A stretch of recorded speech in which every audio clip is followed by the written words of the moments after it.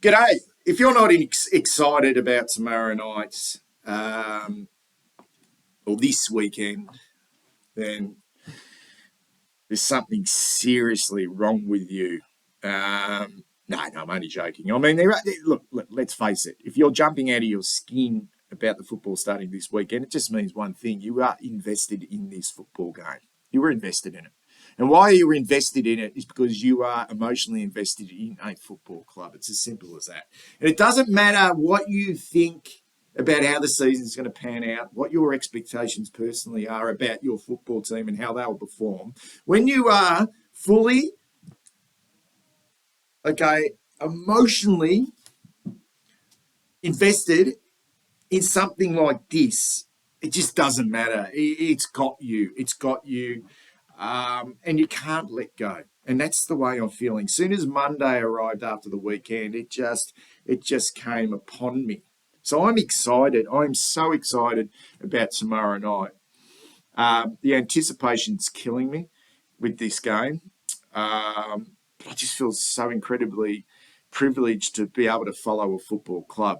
And regardless of the way I carry on this year, and this is a preview, but in reviews I'll probably carry on regardless. It's my club. I can do what I want. I can feel the way I want about this football club. And if you've clicked on this video, it means you're probably invested in football as well. I mean, it's a fucking extraordinary poor thumbnail that I've produced for you guys. It looked like it's been produced by a 5-year-old. Okay, so you've actually thought, what the hell is this? This is such a poor looking thumbnail. I'll press on this and there you go. There you go. So if you're new to the channel, please hang around, maybe subscribe. That always helps. I'm here to talk about our game against the Tigers tomorrow night. And I'm not, it's impossible to read too much into the preseason. That's what we've been told anyway. We've been told not to read into the preseason. I don't read into that.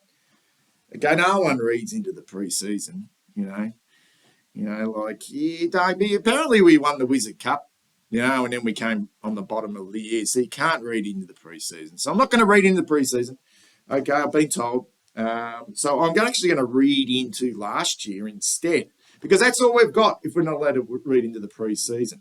I was going to wait for this preview until the teams have been announced, but already we're getting those wonderful little snippets from our football club. Wasn't that a beautiful bit of footage with young Lockie Cowan, the boy from Tasmania, and Ollie Hollins, who are both Carlton supporters, and when they were drafted to our football club last year.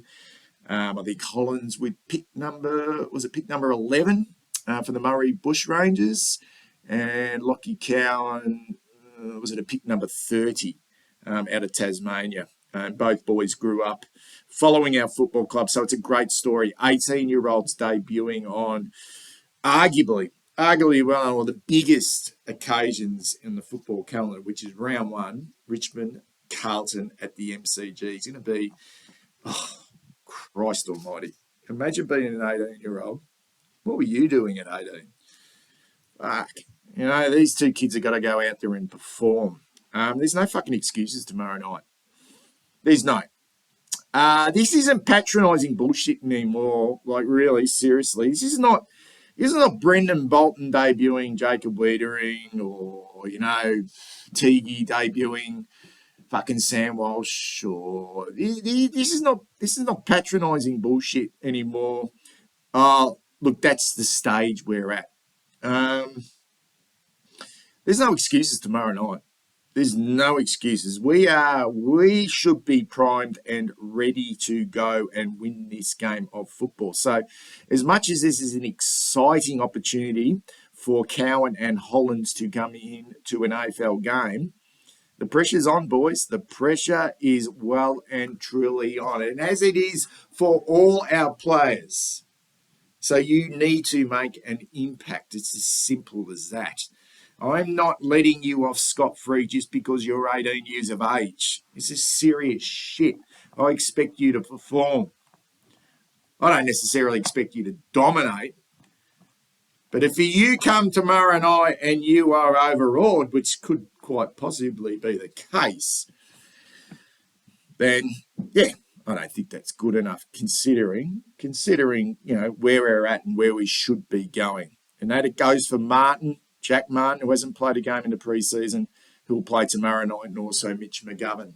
Time to perform. Time to perform. No excuses. No excuses at all.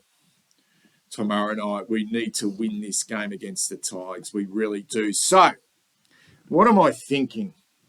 If I'm not allowed to talk about the pre-season, which for both clubs was, let's face it, the second game was horrendous. So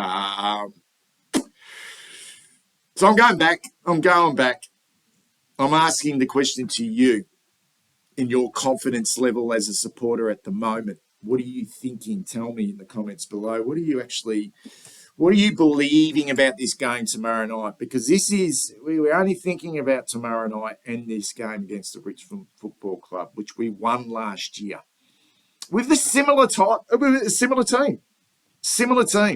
There's no Oscar McDonald. It's not like we miss him too much. Lewis Young has come in. Zach Williams obviously is a big one for us. He's out, but Will Setterfield's gone. No Corey Durden tomorrow night. I think it's been confirmed that he's still coming back from that hamstring. It'll be next week. So he played last year. There was no Walsh last year, in this round one fixture. There's not a lot of difference here. And the Tigers have lost a few along the way as well. Shane Edwards, Lambert. Young Gibcus isn't playing tonight. Castanier's not playing. He always caused us some headaches. So there's no fucking excuses here. So what happened in round one last year? And you don't need to be Einstein. Let's not overcomplicate this game of football. And I know defences sometimes keep you in games. They keep you in games when it's tough and the tide's going away. The defences can really stand up and keep you in games. But let's not beat around the bush here. It's fucking hell. The ability of your midfield to be on top and to control the momentum of the game and to win huge numbers of the football and make an impact at the contest. And then spread and just use the ball really well. Let's look at that round one game last year. There was no Walsh. It was just Cripps, Kennedy, Hewitt and Chera, the same four that go in tomorrow night. The same four go in tomorrow night. Not a lot else, really. You know, who else was there last year that added to that midfield mix? It was a domination by those four boys playing together for the first time. 121 disposals they had. 121 disposals between four players. Compared to the main brigade that went in there for Richmond that night last year, it was Martin, Prestia, Cochin and Graham.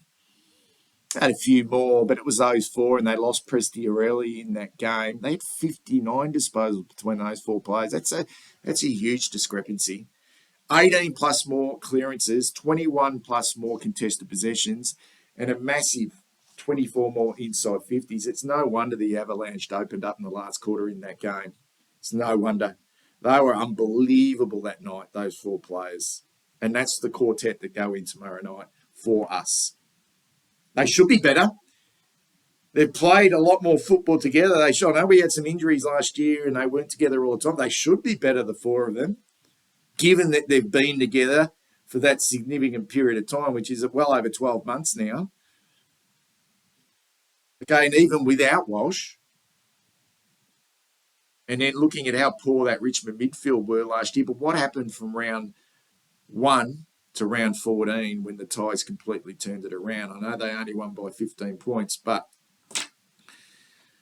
they learned. They learned a lot about us.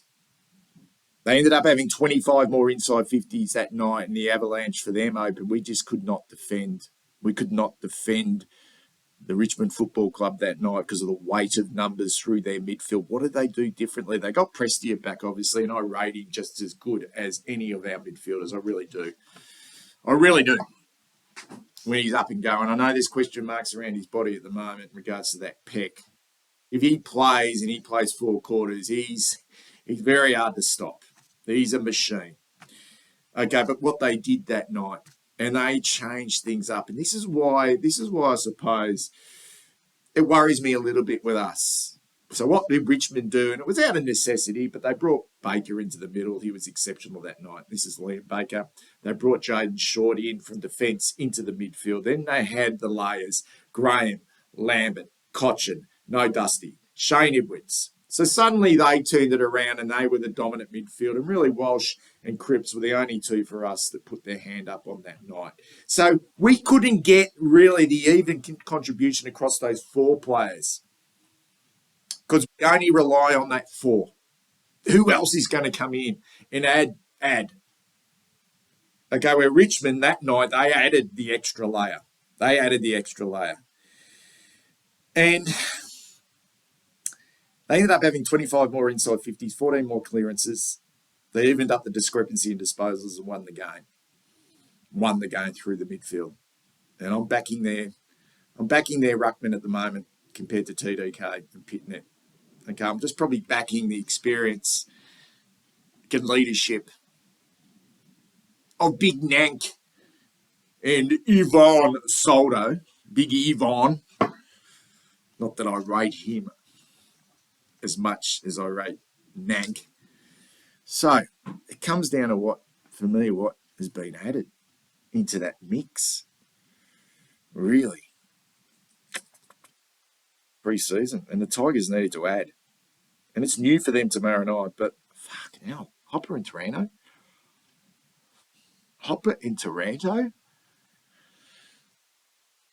Feels like that's bigger than when we added Chera and Hubert Lar. Well, it is when you think about it. So they've added that to Prestia, Martin. They don't need Cochin anymore, because they've got Baker that can go through there, Bolton, Short, Ross, Graham.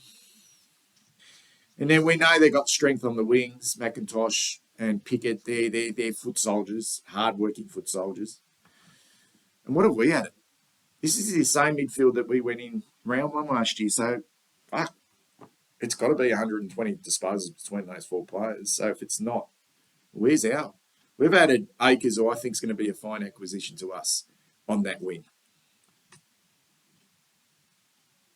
We're expecting Hollands. Doc's not going to play there because we need in the defence, we think. Does Doc come in as that extra layer of midfielder? What happens to Sard if Doc comes in? They lock down on Sard.